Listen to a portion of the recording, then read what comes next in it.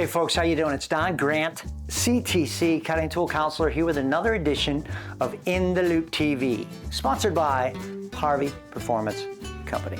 Hey, thanks for joining me. Thanks for coming back. I know it's been a while since the last one, so hopefully you enjoy this one. If you get a chance, subscribers are up. Please just subscribe real quick. Hit the like button. It really helps us support everybody in the industry with the knowledge that we can bring on the cutting tool side.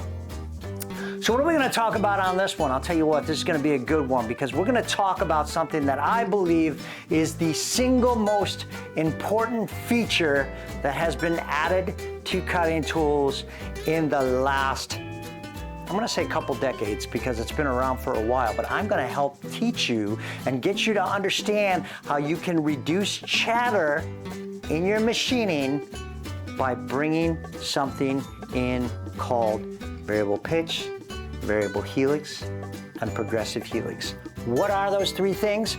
Well, stick around, come back after this short break, and I'm going to explain all three of those things and how they impact the finish on your cutting action, and how that tool lasts.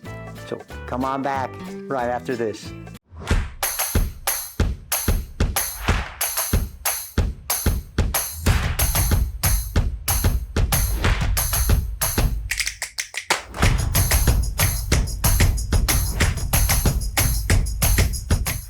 Hey folks, well thanks for coming back and thanks for joining me on this one. Well, we're going to talk about three different things: variable pitch or variable index, it's called the same, we'll get into it, variable helix on an end mill, and then progressive helix. What are those three things and what do they do to help reduce chatter, stabilize your cut, give you a better finish, cut more freely?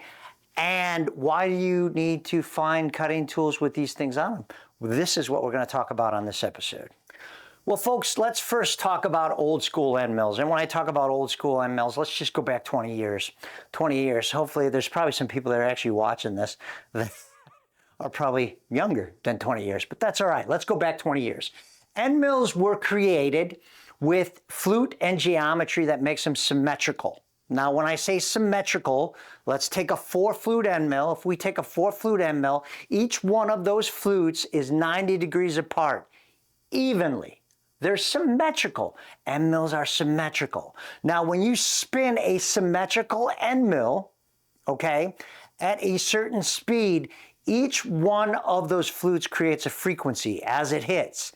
Now, if they hit consistent and symmetrically, you get harmonics. And when you get harmonics, you get chatter. You start getting things when you're impacting in the material that starts that tool to vibrate microscopically. You don't hear it. Well, you do hear it if you're at the machine and you understand, but you'll start to get vibration. This was more than acceptable back in the day when we had symmetrical end mills, and it does work.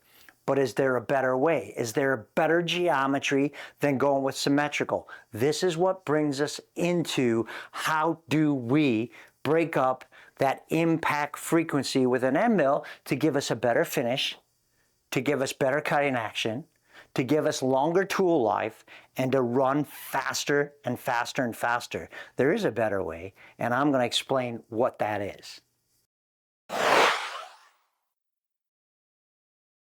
So let's first talk about something called variable pitch. Remember, we talked about symmetrical. Variable pitch is the first thing we're going to talk about, otherwise known as variable index. So what variable pitch and variable index is, I don't know why I said index. What index is, variable index, is where we take each one of those symmetrical flutes and we index them so they're not true 90 degrees apart. One might be 87 degrees, one might be 91 degrees, one might be 89 degrees. And what that does is it breaks up the impact frequency. That's kind of the phrase of this whole theme here, impact frequency. What we're trying to do is change the way each one of those flutes hits the material, because therefore we don't get those frequency and those harmonics that create the chatter. So the first one, for you understand, is called variable pitch or variable index where each one of these flutes is actually timed in not a symmetrical fashion. So the next one I want to talk about is variable helix, right? We talked about variable pitch, variable index. Now we're going to talk about variable helix. So what this is a helix angle is the angle off a straight line. If you watch some of my other videos, it's where the shear action is of the flute. That angle normally is constant. What we do with variable helix to again break up the impact frequency is we take that helix and each one of the helix is at a different angle. One might be at 35 degrees, one might be at 37 degrees, one might be at 39 degrees. What this does is by varying the helix, it breaks up when each one of those cutting edges hits the material, breaks up the impact frequency, and then reduces chatter, frees up, cuts a little bit freer, and breaks up those harmonics that we were talking about.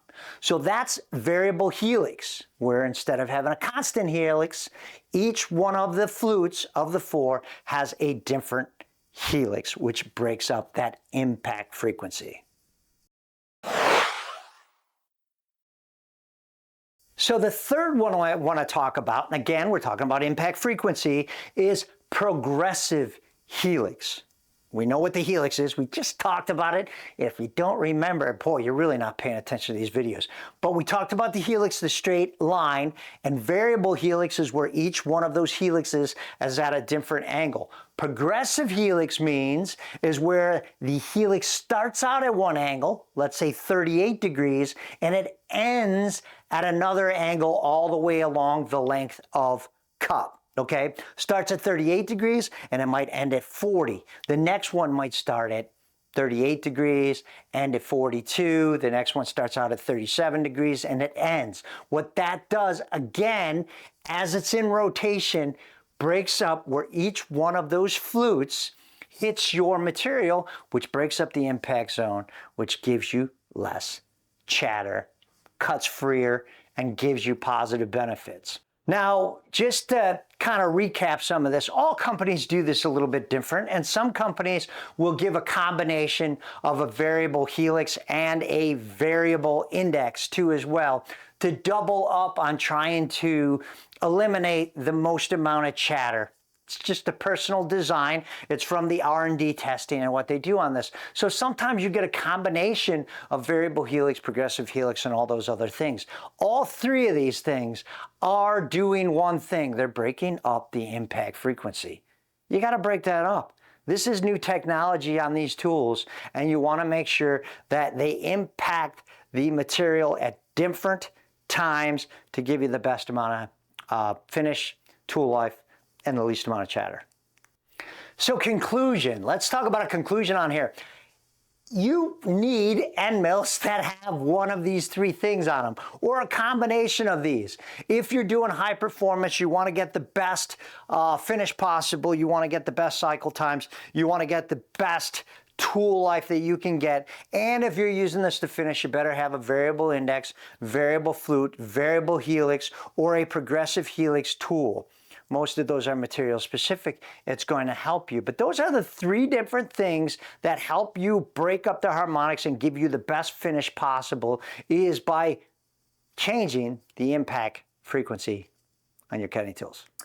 Hey folks, that's it. That's the end of this one. We talked about how to reduce chatter with the geometry on an end mill. This is where you got to get a tool that has a variable pitch, a variable helix, or a progressive helix, or a combination of all of those.